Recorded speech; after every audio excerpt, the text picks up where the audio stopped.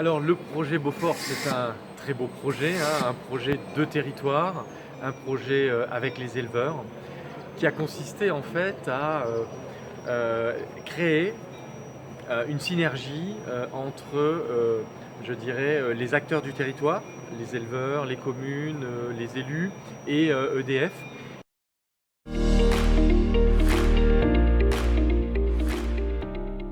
Comment a commencé l'histoire? Alors c'était peut-être quasi un hasard en fait.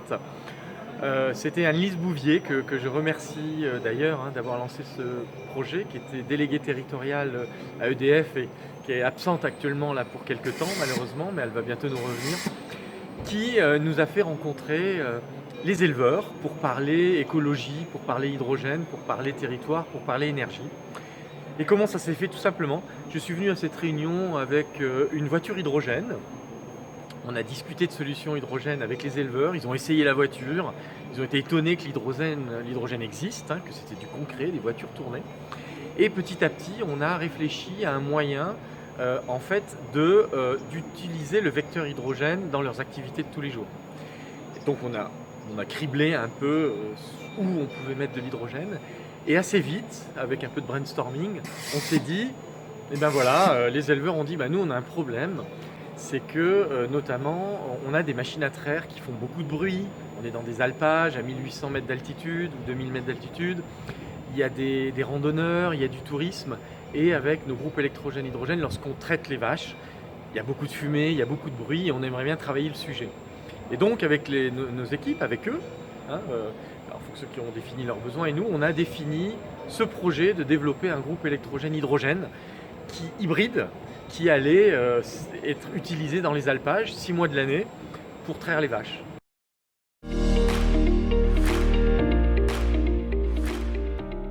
On a développé ce groupe électrogène avec nos partenaires Powidian, voilà, EDF, et c'est un groupe électrogène hybride solaire en plus qui est un peu particulier.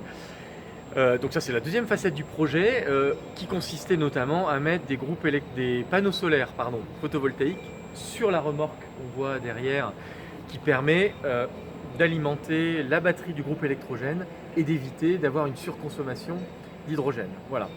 Donc ce projet a pris forme, on a défini les contours et ensuite il restait à le financer, à trouver des acteurs pour le financer.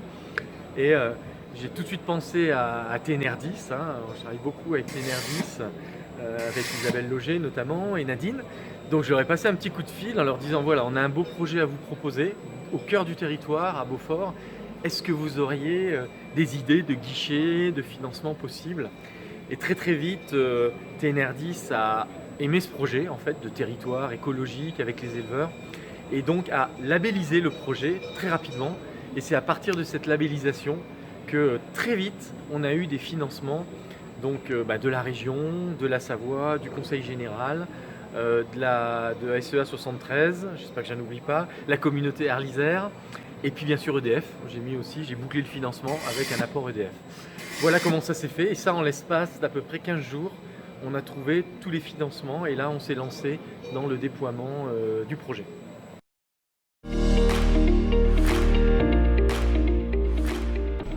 Voilà, donc un très beau projet qui va faire des petits, puisque j'étais la semaine dernière à Luchon, donc dans les Pyrénées, où il y a beaucoup d'éleveurs aussi qui se posent des questions sur les groupes électrogènes, hydrogène. Et donc c'était l'occasion de présenter ce projet. Donc j'ai exporté un peu le projet Auvergne-Rhône-Alpes TNR10 dans les Pyrénées. Et donc la prochaine étape, j'ai convenu avec le président de la communauté de communes d'organiser des échanges entre les éleveurs des Pyrénées et les éleveurs du Beaufort pour que les éleveurs du Beaufort puissent exprimer leur expérience aux éleveurs des Pyrénées et peut-être reproduire ce groupe électrogène, y compris au niveau des Pyrénées.